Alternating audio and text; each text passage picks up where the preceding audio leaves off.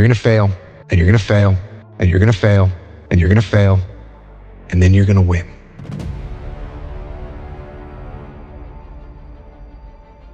Life without those challenges, it's just existence. Don't just exist. Go live. Eventually, inaction will cost you. But your default setting should be, I'm gonna do something. Just get up, move towards that challenge, and go attack it. Go do something that's hard. Struggle sucks.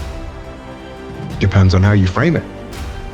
If you want freedom in your life, you have to have discipline. Move towards that challenge, whatever that challenge is. And you may be successful, and you may not be successful, but you will be better. And the next challenge, you can be more prepared for. Because we're gonna have wins, we're gonna have losses. We're gonna have successes, we're gonna have failures. We're gonna have good nights, we're gonna have bad nights. We're gonna have good relationships, we're gonna have bad relationships. We're gonna have good ideas and bad ideas. We're gonna make money, we're gonna lose money. All these things are gonna happen. And if you oscillate emotionally up and down drastically, it's gonna be problematic. Embrace those emotions, but don't let those emotions embrace you. Keep pushing through things that suck. This is a very difficult thing to do because it hurts. I'm gonna go forward, I'm not gonna quit, so I'm gonna go forward, bring it on. When you talk to people that went to SEAL training that didn't make it, most of the time, it's some reason. There's a medical reason, there's a family problem. There's very few people that look at you and say, oh, I quit because it sucked, which is what happens to the vast majority of people. The vast majority of people that don't make it through SEAL training, they didn't make it through because they quit. Your excuses will destroy you and take everything that you ever wanted from you if you let them. When your excuses make you feel a little bit better about the fact that you didn't execute on what you needed to execute on, then they can make you feel better, but they're not helping you. They're not helping you at all. This went wrong, this failed, didn't accomplish this, and it's not the fault of my boss, it's not the fault of my girlfriend, it's not the fault of my parents, it's not the fault of the weather, it's my fault. And I'm gonna take ownership of it, and I'm gonna fix it. That's what extreme ownership is. Because when you look around at your life, and you look around at your job, and your financial situation, and your relationship, and your physical health, and when you look at all those things, and all the problems that you may have with those things, and you say, the reason I have all those problems is because of me, that can hurt. That can sting. And a lot of times our ego rejects that and makes excuses and lies. And then we don't have to change anything. And then nothing changes. When the excuses all go away and people can actually confront the fact that this is all because of me, it hurts, but is also unbelievably empowering.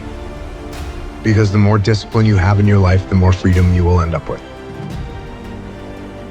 So if you lack the discipline to exercise and eat healthy, you will end up being a slave to disease. If you lack the discipline to work hard, save your money, you will end up a slave to finances. If you lack the discipline to manage your time correctly, you will end up with no free time.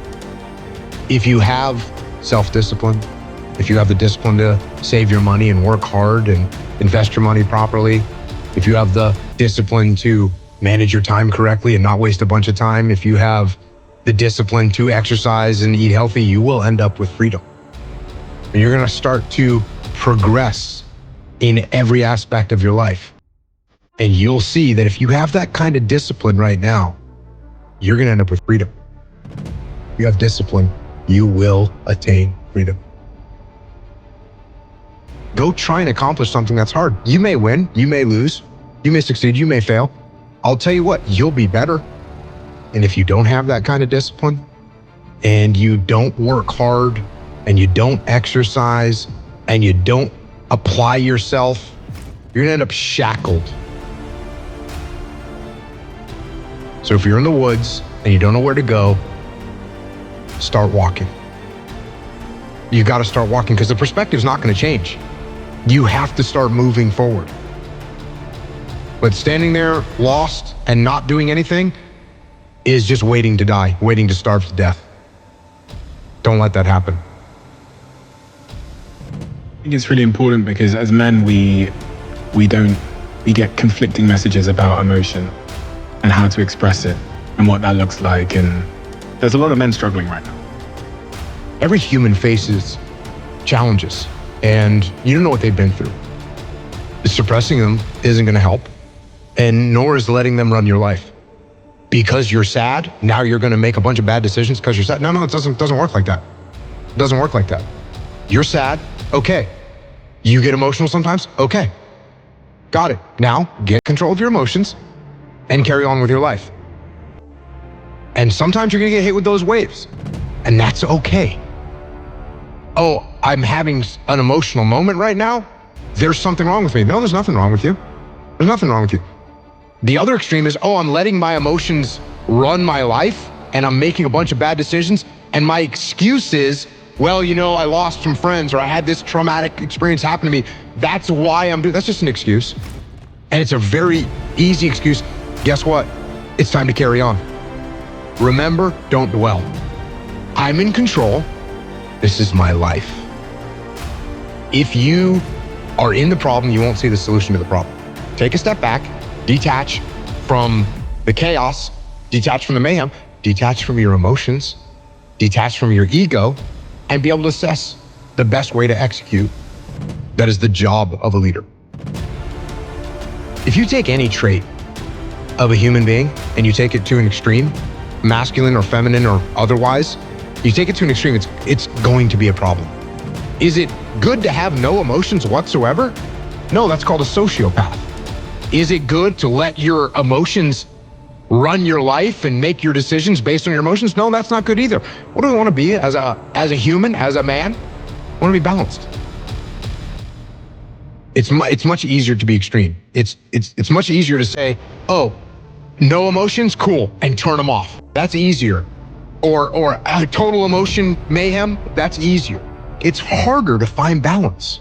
It's harder to find balance in business. It's harder to find balance in life. It's hard to find balance, but you have to be balanced because what I want is for the team to win.